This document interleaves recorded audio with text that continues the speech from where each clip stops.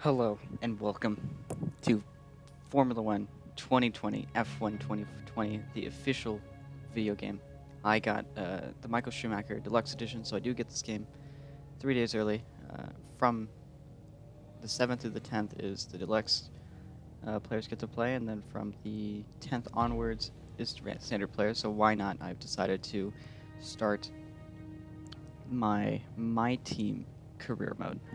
This is going to be where you create your own new team, new car, new facilities, new headquarters in the game of Formula One.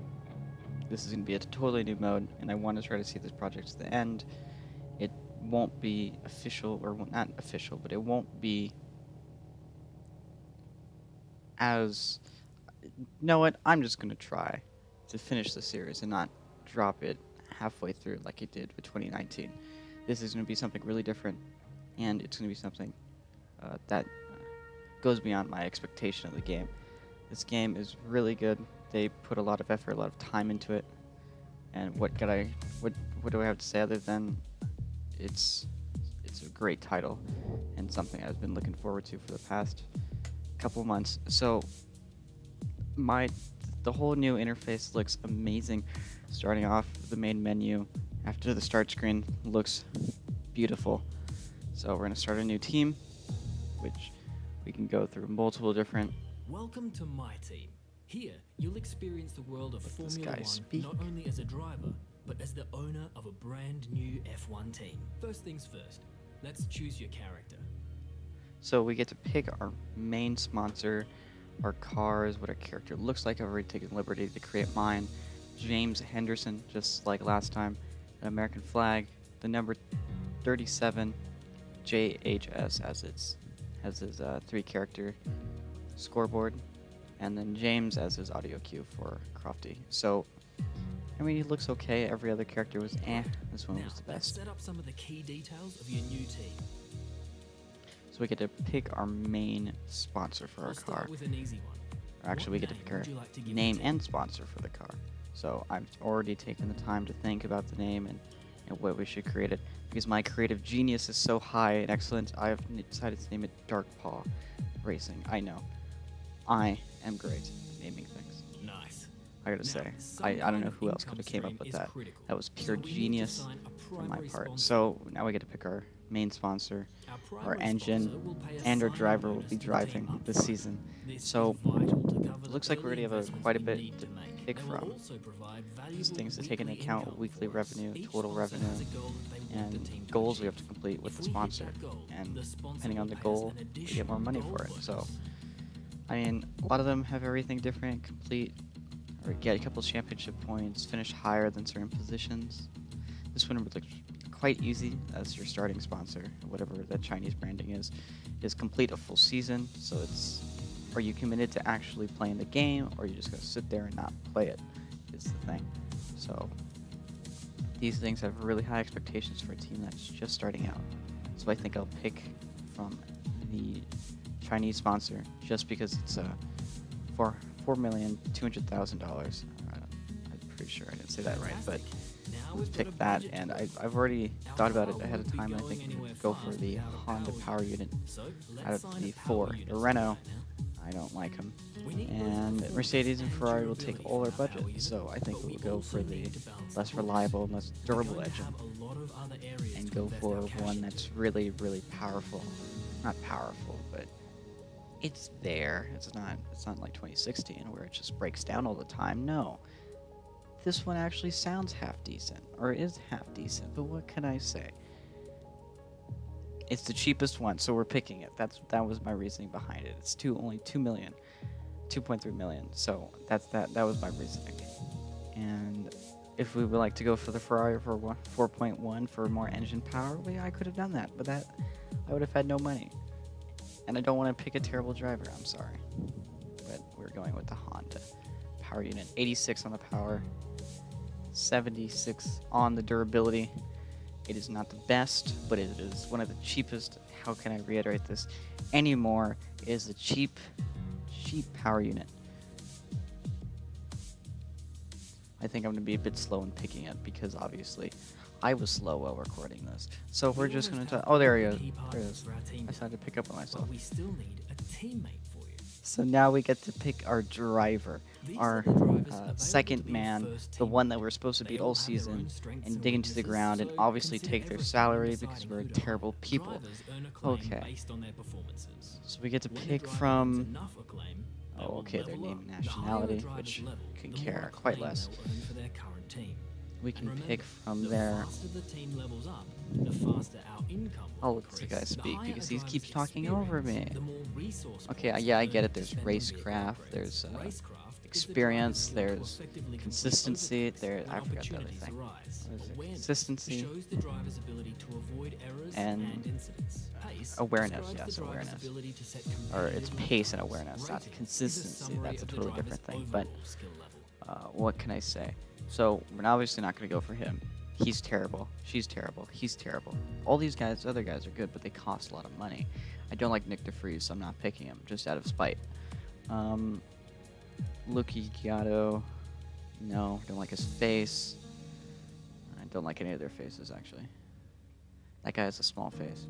He's 61 rating, 27 experience, but he has a 46 racecraft, 63 pace, or 74 pace, and 63 awareness. So he's actually quite an all-around package, except for experience. He's not good. He is a Frenchman who goes by the name. I'm actually not going to try to say it because I will butcher it to high hell.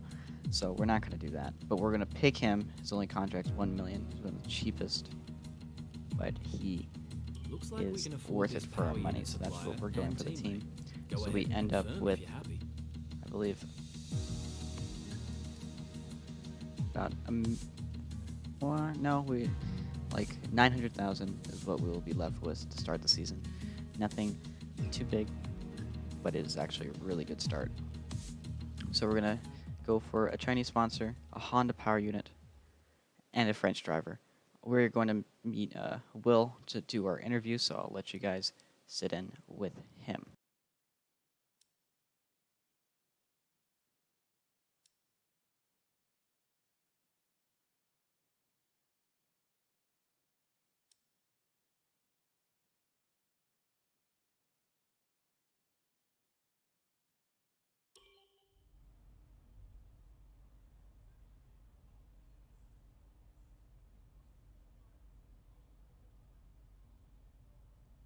Okay, we're live in 5, 4, 3.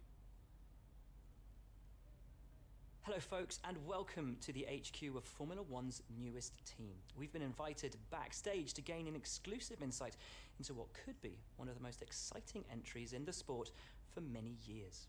Now we've seen a number of new teams enter the sport over the last decade, amongst their number Manor, Caterham, HRT and of course Haas. And while some have proved to be successful, others have morphed into different teams and some have disappeared completely. What marks this team out, though, as being something different is that its owner is also its driver. Now, there's a rich history of that in Formula One too. Sir Jack Brabham, John Surtees, Graham Hill, and Bruce McLaren all drove their own cars in the sport, but it has become increasingly rare in recent years. What's very special about this team, though, is that while the team itself is new to Formula One, so too is its driver and owner. Whatever happens this season, you've already made the history books. Tell me, do you feel up to the mammoth task of both managing and driving for a Formula One team?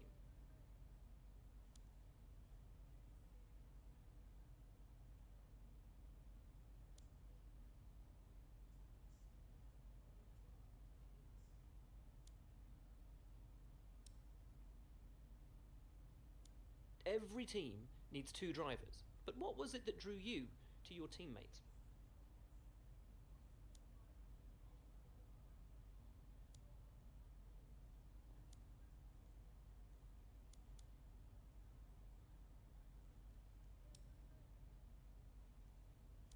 No one aims to finish bottom of the table. Who's the team you're aiming to beat?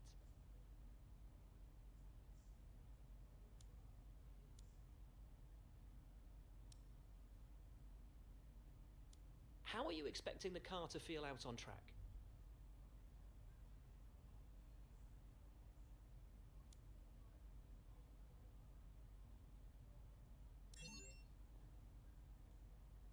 The other teams now have years of experience, both on and off the track.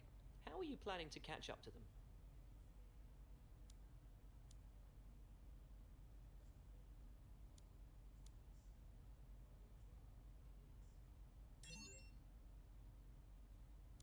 Overtaking is a key part of this sport. How have you ensured that your car can take advantage of each opportunity that comes your way?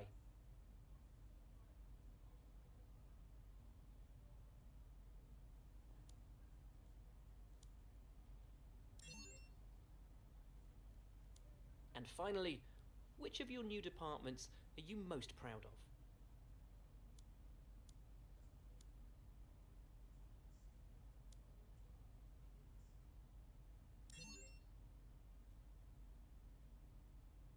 Well, that's about all we've got time for here. We will see how this fledgling team fares in its first Grand Prix.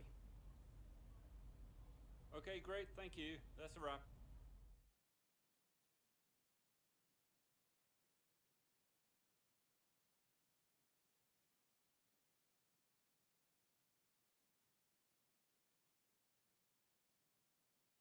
Great interview, boss. You nailed exactly what the team's been working on. When you've got time, check the R&D tree to see our current progress and where we think there's room for more. And while you're at it, why not take a stroll around HQ and check on how the team's doing? So we had a great interview with Will. He totally asked us a bunch of questions. I was there exhausted the entire time. He was such a great interviewer. Blows my mind how great he was. Those were really in-depth questions, but I got engine power, durability, and aerodynamics reputation up in the interview, so we did get some extra kind of hand-ins from the game for giving us that. So now there's an HQ, which we didn't have in the other game, so this is a totally new kind of thing for me to deal with. So we have a claim, we have to checks and balances, we have to manage our money, we have to make sure we break even or a little bit more, and we don't lose money with every race. Because if we lose money, we go bankrupt. Then we become like Lotus, Mana, Caterham, like the other Formula 1 teams. Then we suck, and then we're just a backfield, midfield team. So we can't do that. We need to be able to work with the car and actually make it so it's a pretty decent car out on track. But that is going to come with time. So we get to advance time to the 25th, and there's actually stuff to do beforehand, before the first Australian Grand Prix on the 12th of March. So we start off in February 25th. On the 2nd, we have weekly resources, and we have to actually give money for running costs. We have a car reveal on the 6th, and we have some developments, and then we have running costs and weekly resources from our sponsors. So we're able to advance time. We have facilities, we have R&D, we have vehicle, we have corporate, we have standings. We have so many more options compared to the first, not the first game, like a couple installments before this game. And we have activities and messages to manage. I mean, so far the menu screen looks absolutely amazing. Use the time between races to the fullest extent, and that's where these activities come in. Manage everyone's time as efficiently as possible to maximize the team's performance. So when managing your team, it's important to manage how the time off the track is. Pretty much with this, we can manage what our team does between races instead of just going to the next weekend. We can actually give our team stuff to do, so they either boost sponsorships or boost driver camp. Like, our drivers are able to gain acclaim, racecraft, experience, awareness, and pace, instead of it just improving with every race. It improves every race, but it can also improve outside the races. So there is preseason driver stuff. There's advertisement campaigns. There's aero and chassis focus. There's power and durability focus, and a driver camp. I think I'll be going with driver camp, but we have to look at what the other ones go for. or what the other ones give us, but it looks like driver camp is really good. It really improves the driver in the off time when he's going. He's always improving. He's not just sitting there and not giving us points throughout the season. So we really got to focus on that, and I think it'll be a really fun thing for the driver. I mean, he's getting better. That's what I got to say. So we're going to go for merchandise sale for extra money after our car reveal on the 6th, and swapping around for driver training because I can't make up my mind apparently. So that's happening. So we're going pre-season advertisement campaign for extra money and driver training camp for extra driver experience. So that's what we're planning on doing. So we have a mailbox. It's just like the last game where they just give us news clips and pretty much just talks about the car. I mean, Carl just is feeding us information about the car and what's going on, and pretty much saying welcome to Formula One. I mean, we're starting out as a new team to the grid. It hasn't been done since Haas, and Haas are not really that successful right now. They're not on the podium, but we will see. So IT now, all our stuff is now finally up and running. So that means our facility is R&D, vehicle, corporate, and standing, so we can actually manage a Formula One team. Only a few days before the race. And the effects they're having on the business. You can also invest some of our cash into upgrades for these facilities. So it looks like we have aerodynamics facilities, chassis facilities, personal facilities, marketing facilities, durability facilities, and power. I don't know what that last one was. So it looks like it costs a lot of money for a simulator. So currently we have a typical setup, which is a monitor, a wheel, and like a little kind of play seat.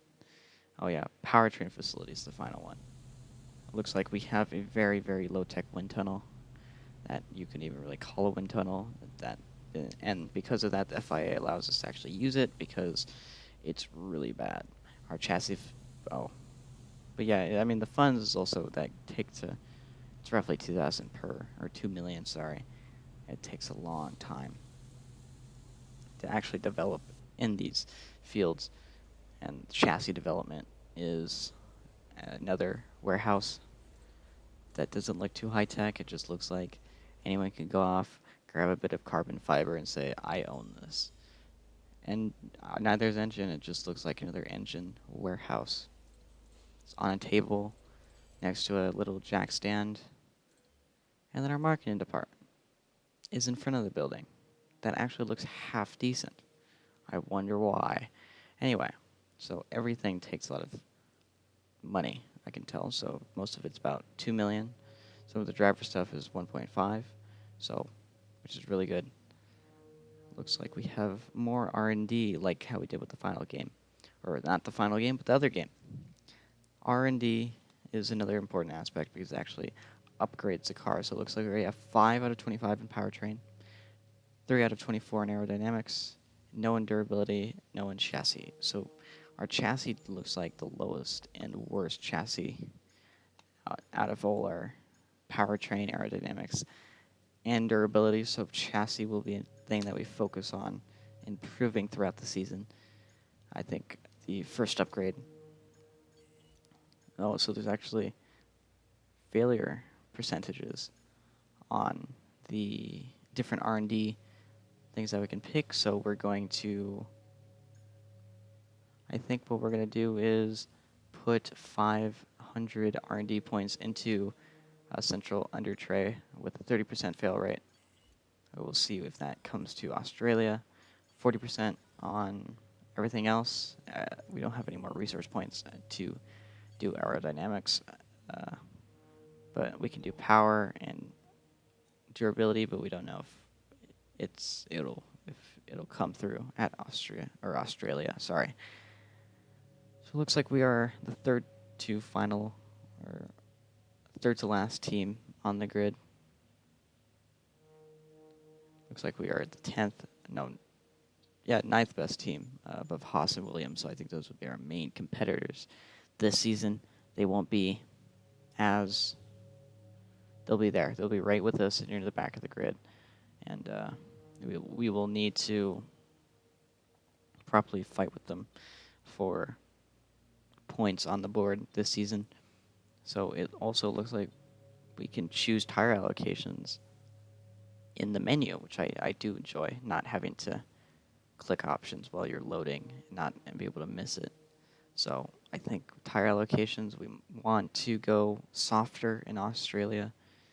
We want to be able to, if anything, go from mediums to softs at the very end if there's a safety car, not go from mediums to hards or hards to medium. We want to have the fastest tire to make up for our lack of just performance I think we'll have.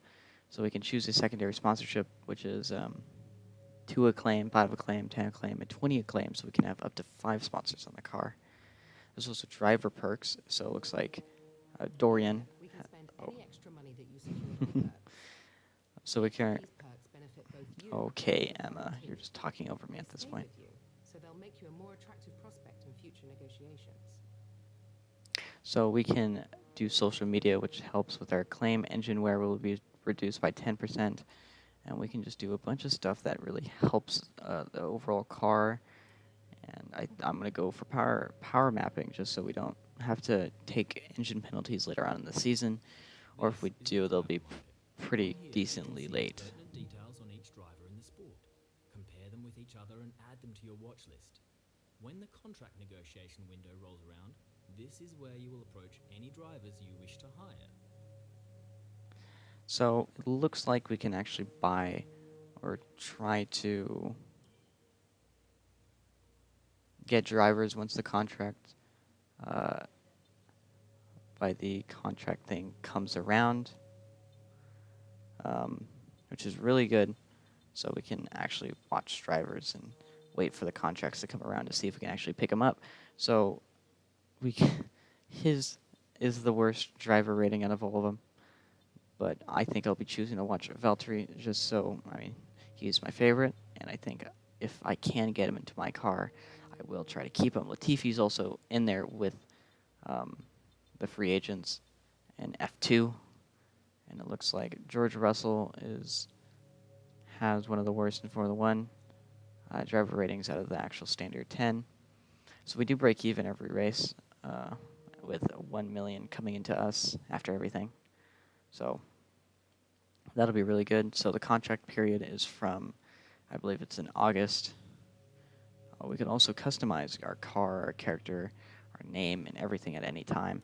So I think what I'll do is I think I will customize my character and come back when I have finished. So I finished my character, and I've decided to go with, just like with the car, a purple and white with a black glove, just so it makes it kind of look nice. A little touch of black doesn't always kill you, but I think it looks really nice. Like the car, it's just really nice and smooth. It goes with the Braun look, Braun GP. Just the car looks absolutely amazing. But we're gonna skip forward time. We get a lot of stuff. We get some money. We get some of everything. Now we have to go to the car reveal, and I will let you guys watch that.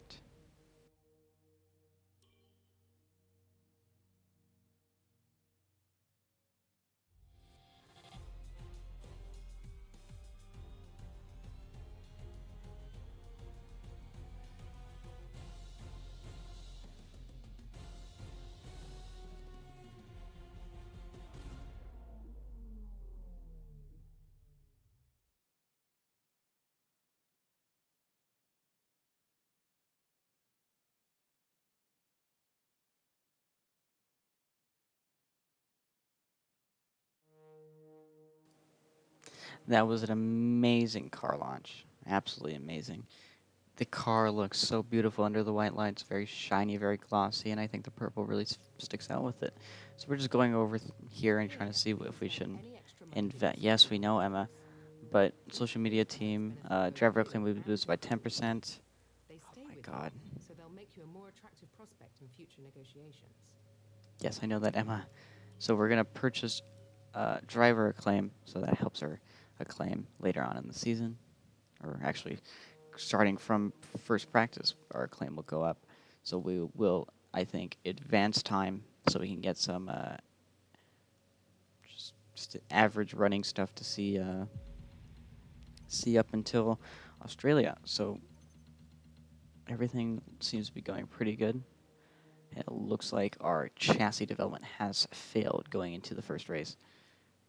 So we can't go through anything. We can make sure our tire allocation is good going into the first race of the season. Our tire allocation looks quite nice.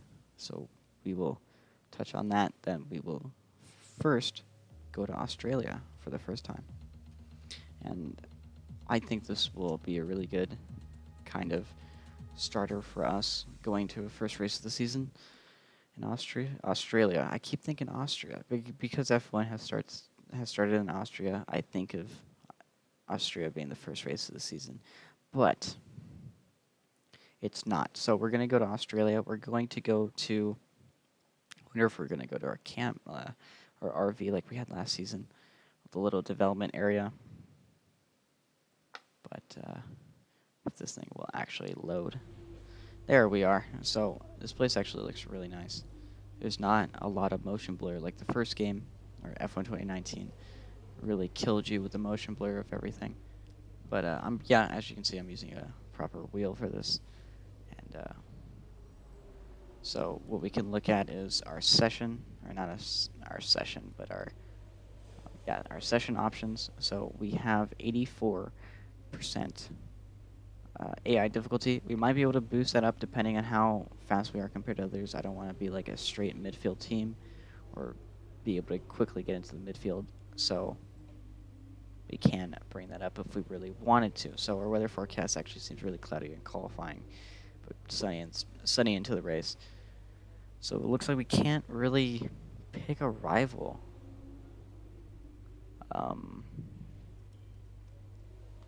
We can't really pick a rival in the first race, so that's kind of unfortunate, but I think it's pretty good. So we're going to go into free practice 1, and try to see what happens from there.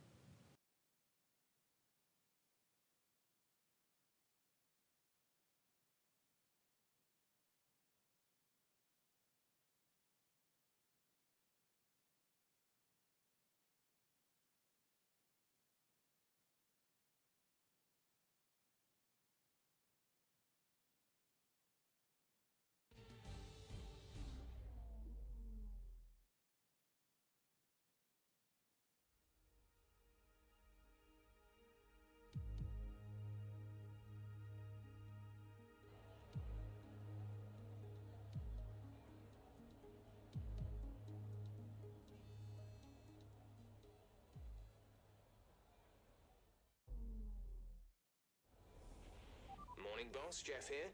Thanks again for bringing me on board. You've found a lot of talented people for this team. I can't wait to see what we can accomplish. Our journey to the Constructors' Championship starts here today, and the car is ready to head out whenever you are. In the unforgiving world of Formula One, free practice sessions are a vital part of any Grand Prix weekend. During your F1 career, you'll be able to utilise these sessions to complete practice programs, which will help you learn the track and earn you points that can be invested in developing your car. You'll also be able to adjust your car setup over the course of these sessions to try and find those extra fractions of a second. The sporting regulations dictate that after each free practice session, you'll have to hand back 2 sets of your dry tyre allocation for the weekend, so get the most out of them while you can.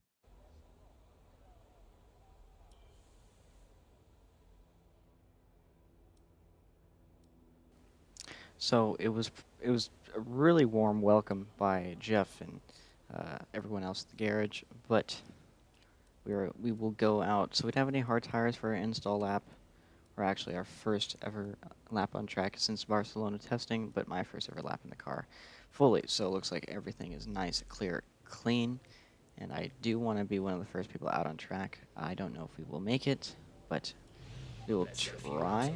Let's see if we can actually get out first on track. Or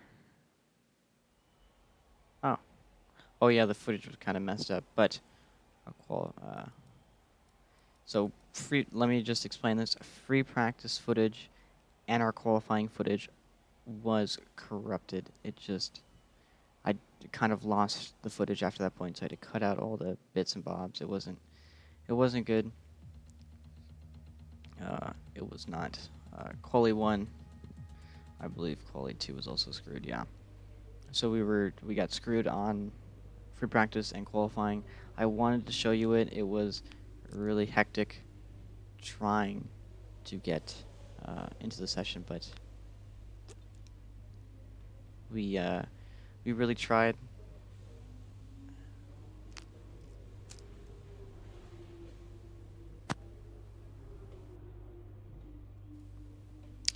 Yeah, I forgot I was drinking water. I forgot to mute my mic there while recording. But but qualifying was screwed up footage-wise, so we will go on to the race, and I will talk more about that when we get to the car.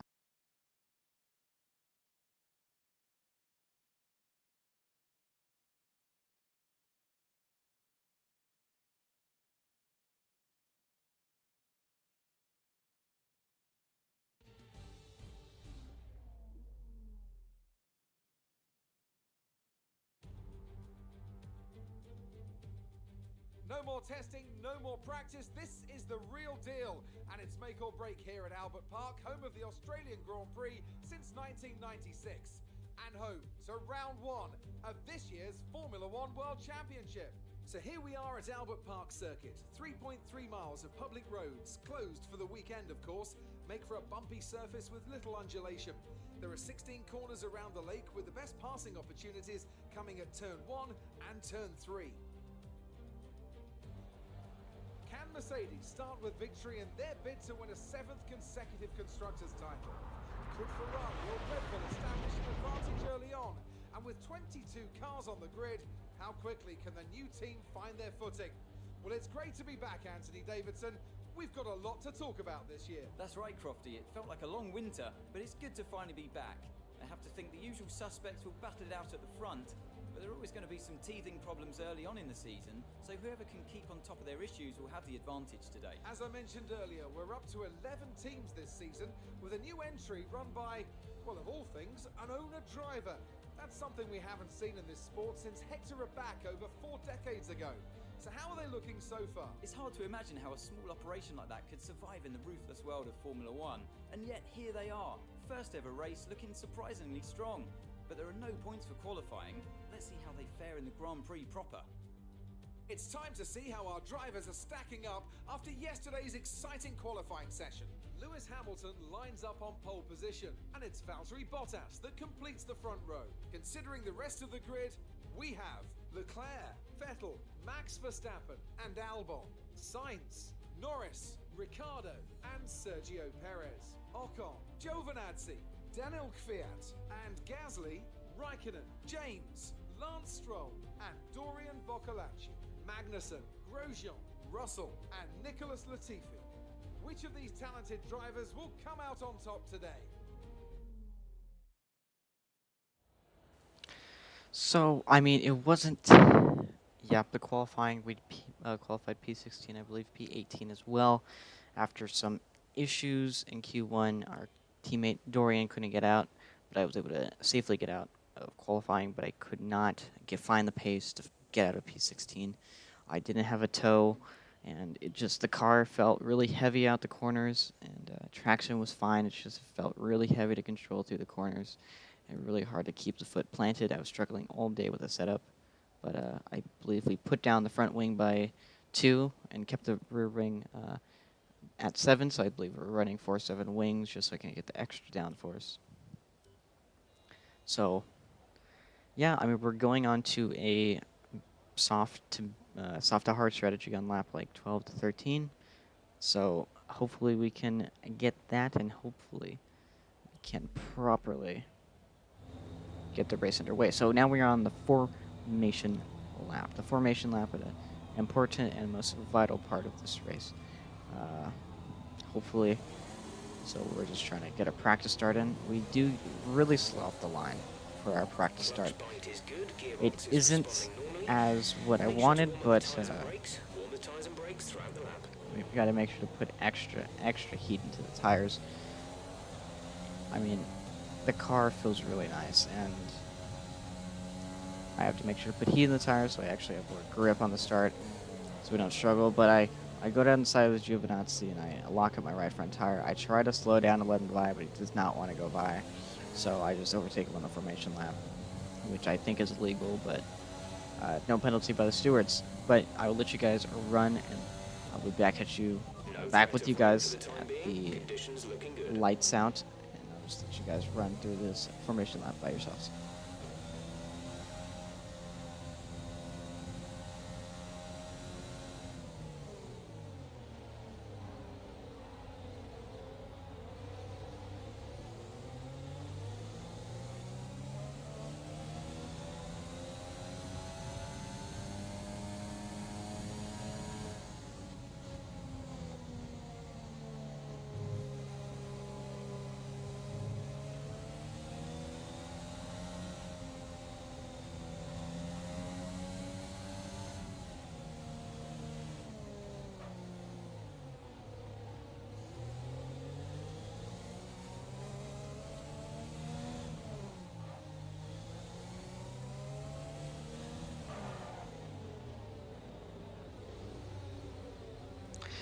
So it seems I have a very high tendency to lock up on this formation lap. So, yeah, now we're at the formation lap, and now we're going to the grid for our first race of the season, our first effort, our first, hopefully, points, starting in P16. Hopefully we get a good run off the line and get a great performance here in Australia. Just waiting for everyone to form at the back of the grid. 3 lights, 4 lights, 5 lights, and it's lights out. And away we go here at Australia for the first Grand Prix of the 2020 season with Dark Paw racing our first new team. We get off the line really good. We actually get up to P14 for a second, fighting with Antonio Giovinazzi. We're right behind Pierre Gasly and Esteban Ocon. We make a move, jumpy. We make a move down the inside, but we does not stick, so we funnel in behind Ocon. I give Ocon a little bit of a bump draft to get him in front. I make sure I have no damage from hitting the back of Ocon, but we are up into P12, 2 places behind points, paying position in our first ever race here in Australia, Albert Park. We decide to make a dive down the inside and get Esteban Ocon. Very, very, very heroic lunge on the first lap to try to get some position for the points. We don't know if there's going to be a safety car or anything, so we got to put our car in a great position if anything happens. So we take out a bollard just so in later situations we don't have to deal with it in the future. So we go and we push, but Perez is just, he's flying. The car does not have the pace to keep up with the Mercedes. Racing Point. I mean Tracing Point. They catch the tracing points of Sergio Perez, and then the McLarens are right in front of him. But I struggle through the second to last corner. I have no grip on on that last corner. No grip, no front end grip. The car does not want to stick, which is quite not good. I'm already getting an attack by Ocon, so I just try to hold him back, and then on the next lap, or the same lap, on the exact corner I try to overtake him, he overtakes me. I shut the door and he spins, so he loses position and he gets off my back, which is really, really nice. Really good. So on a lap 4, I'm getting hounded by Gasly. It's not looking good. So we're getting just attacked and putting the pressure on by Gasly and Giovinazzi right behind us. They're within, I believe, 7/10 or 5/10 of a second. The two of them are behind me, so I make an effort to try to keep the car planted going into the turn, but I keep losing the rear end under traction. But I just try to keep it behind. I take up the center of the racetrack. I brake early.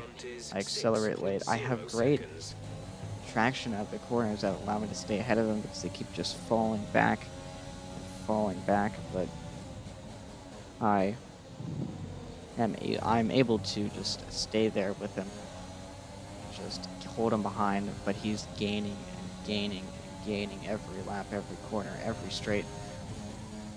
I brake, I go into the section fairly nice, go into the next one. Oh, I do get planted on the grass a bit.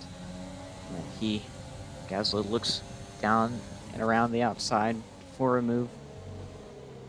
And he doesn't make it stick, or does he? No, I out-traction him onto the next corner, and the next tight left-hander, second gear, first gear corner, depending on how you want to take it. I overcook the traction, I lose traction, and I take that corner real slow, roughly third gear. I run it, I use all my overtake, especially on the next lap, just keep using the overtake. But he does make a move, he tries to dive down the inside, going to the turn 1, and he makes it, he sticks it, but I try to come back and attack him with, I didn't get DRS, so he's able to pull away nicely, but I make a nice dive down the inside, and he cuts across my front wing. I don't know if I have damage, so I make sure to double check. No, but my tires are not looking nice. They're 31%, but I'm supposed to nurse him to lap 12. I don't know how I'm going to do that. But on to Giovinazzi is what I have to really worry about. So Giovinazzi is right behind. He's about 5'10", so I just got to try to keep him out of my slipstream. So I try to trail behind Gasly, just try to not lose time. I lose time there, especially. I keep on going, keep pushing. And Giovinazzi gets a fantastic run along my inside. It's like he overtook me with no problem. I try to fight back, but he's already pulling a gap to me. He's quite fast. Alfa Romeos and Alfa Tauris, they are just so fast in a straight line. There's just nothing I can do. They have a great chassis and great engine, and they have Ferraris in the back of them and Hondas, but I just cannot keep up with the cars. It is quite sad. And then I go in deep, and Kvyat tries to make a move, and he does it. He passes me around the outside or inside. So now I'm getting attacked by Kimi Raikkonen and Lance Stroll. It's not looking good. Lance Stroll tries to make a move down the inside, and he does it. He makes it stick, but I do go right back at him. My engine is quite hot, and my left front tire is also quite hot, so I have to ease off the engine, put in the lead mix just so I can actually get my horsepower back. Well, Kimi Raikkonen goes into the side of Lance Stroll. I just try to take their squabbling to my advantage. I kind of give Stroll a little bump, go around the inside, just kind of attack him while I stay behind Kimi Raikkonen just to get a good run and maybe get the DRS and just try to overtake him and stay with this pack and not fall to the back of the grid. I'm really redlining in 7th gear. I do not want to go into that, but I lose it. I lose the car, and I lose all the time I had to Raikkonen. I could have overtaken him. I could have had the DRS, but I didn't. I just lost to that corner, and I just held with the car. I run wide. I have the DRS, but I'm not going to get close enough to him. He's already so far ahead. I try to cut to the inside, but I lock up the front tire. I'm closer to him, but I'm not as close as I want to be. I take it in 5th gear. I run onto the gravel and totally screw up my everything I had going to Kimi. So I just have to keep pushing and keep just on it. Try to make sure Stroll doesn't get past, but he's getting past, and he gets past me like nothing. So let's see what Jeff gives us for our new strategy. He gives us nothing. So on to lap 7. Now we are getting hounded by Kevin Magnussen. So we just kind of hold him back. I couldn't get up to Stroll. He's pulling away. So Kevin Magnussen comes around my inside. He's there. Oh, and he doesn't pull out. He just stays. He just keeps his line. And we collide, and so now the safety car is out. So the safety car is out, and I think, yeah, I have decided to pit. So back on lap 7 of the safety car, I pitted on for medium compound tires. The front runners did not pit, so they're still on their softs after the collision with Magnussen.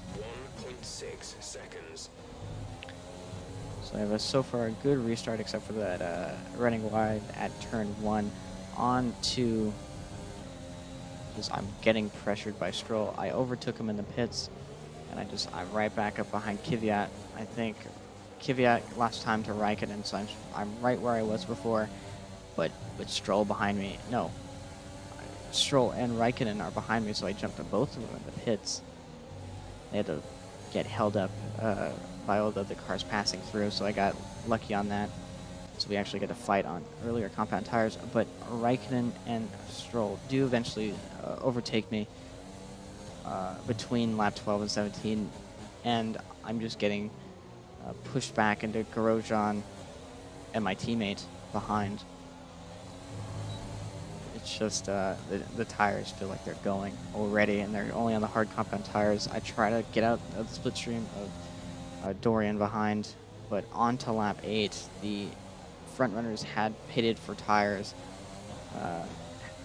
and now they were catching it behind. So I decided to pit for a set of soft compound tires, because instead of losing a bunch of time and spending all my tires just trying to defend, I'm going to pit for softs and hopefully meet back up with my teammate by the end of the race and hopefully overtake him. So we're going to come out behind Russell and Grosjean, but not that far behind, but just behind enough where I can just start chasing him down. But I feel like there's so much grip in the soft bin. You feel way faster.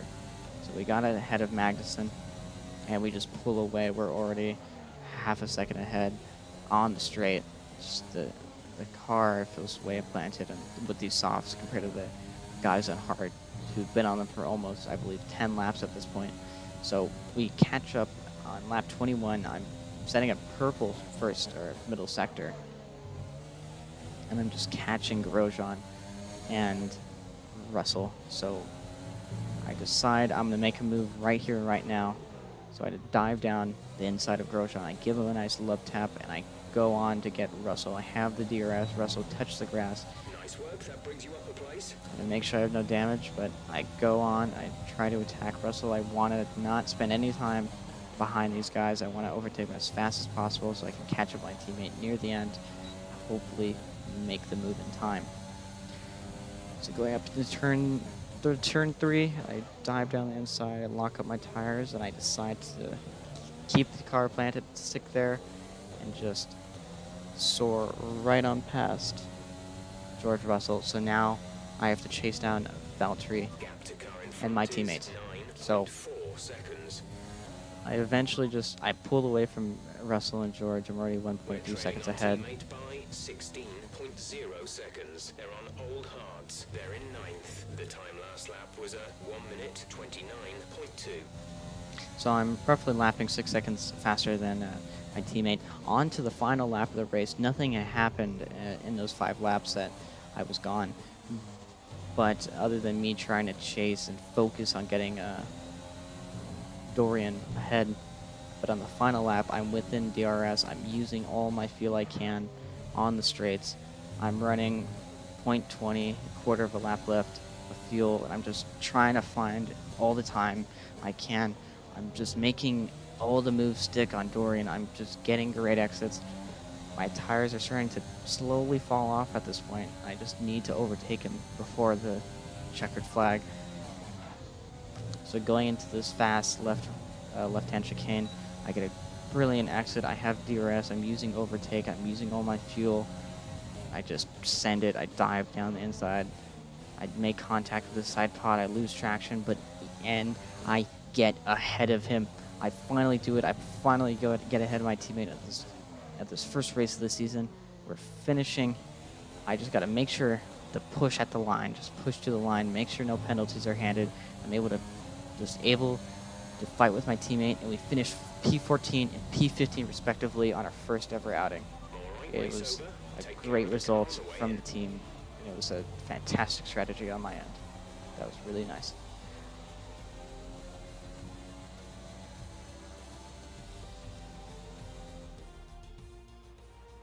Another superb Australian Grand Prix comes to an end, and it's a thoroughly deserved victory.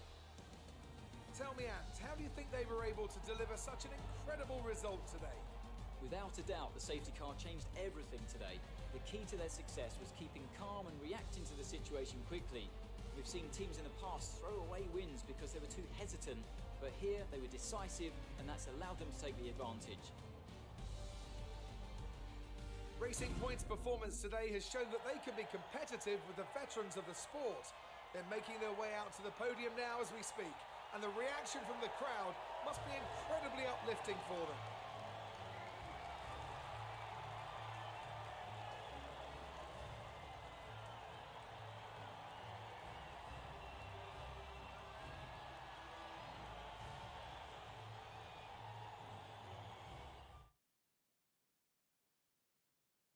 So let's review the updated driver's standings. The points that Sergio Perez earned today see him take over the lead in the Drivers' Championship. Some amazing talent out on the track today, but Anthony, who would you pick as your driver of the day? Lance Stroll certainly put in an impressive performance today. No doubt his team and fans are extremely proud. It's time to see how things are shaping up in the Constructors' Championship. Racing Points move up to the top of the standings. I know that's at odds with the official decision, but I think they deserve some recognition on a day where both of these drivers are at the top of their game. I'm equal parts exhausted and elated with this weekend of Formula One. Be sure to join us for the next one. Since the Alfa Romeos, AlphaTauris, and Racing Points had such a fast car, they were able to make the time up after the pit stops during the safety car and able to hold on to their positions. Our team was able to come finish 14th and 15th respectively, both above our qualifying times, ahead of both Haas's, Williams, and all the retired cars. It was a brilliant performance by us. It was absolutely amazing that we were able to do this, finish 14th and 15th respectively, 2 places ahead of my qualifying position and 3 places ahead of his. Valtteri Bottas didn't score any points. Mercedes, Lewis Hamilton scored only 1 point. Lando Norris scored, I believe, 4 or 5. And then every other player in this championship didn't score that many points. So it's going to be an amazing season to watch. The start of it was already hectic and crazy with 3 retirements, 1 AlphaTauri, 1 McLaren, and 1 Renault of Esteban. But let's go back to the HQ and answer some questions from the interviewer. I don't know what her name is. Claire, thank you. You're breaking all expectations. What's your secret?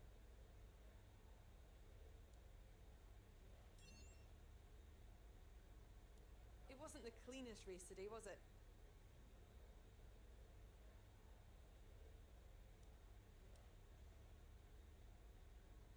You scraped the walls a few times. Were you struggling for grip?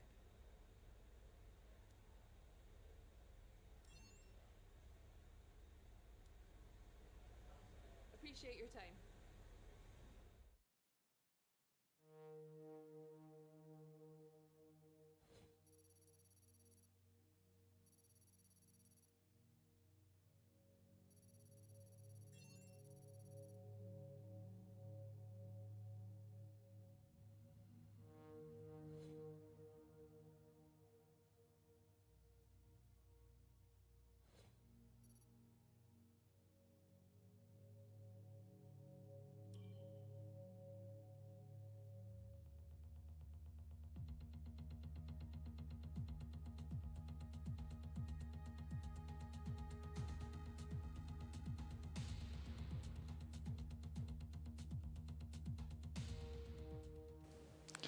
After a brilliant performance, we got tons of acclaim, a good amount of research points, and a good amount of money. So now we have 1.6 million. That we can all put the money into the R&D, so we're going to reinvest into our central under trade, but we're not going to put any. We're going to save the rest of, actually. What are we going to do? I think we're going to put... No, we're not going to do anything with R&D. So what we're going to do is we're going to save that for the next race weekend and develop a bunch of different parts for, I believe, Vietnam. Or we will see where it comes from. We can't upgrade anything so far, but we can select a secondary sponsor, which I believe I do change next time around because it didn't save properly, but we just kind of decide on what we want to do. So we're going to go with a sponsor. Let's see what everyone does. 10 laps during practice. easy, but not a lot of money. There's just a lot of sponsors that want like 70 laps done during a race weekend. Bunch that are like overtake a bunch of different drivers, score a good amount of points, but we can't guarantee points scoring position with our car. We can tell, but we're gonna go with a German company for no DNFs with the team during a race. We're gonna go for that. And yeah, so I mean, it was a fantastic qualifying, fantastic race. This was, I believe, one of the best F1 games I have played in a long time. An amazing race, qualifying P4 or P16, P18, finishing just outstanding, in an outstanding position in P14, P15, ahead of both Haas and Williams. I couldn't say it any better that it was a fantastic result for the team on our first debut outing with the car. I mean, it was such a fantastic qualifying session, fantastic race. I mean, what can I say? I mean, I'm just so happy to start the series, and I'm glad to see where it's going to go. Thank you guys all for watching. Please like, share, and subscribe, and just tell me what I should change. What do you want to see? But thank you guys all for watching. I appreciate it. See you guys later. Goodbye.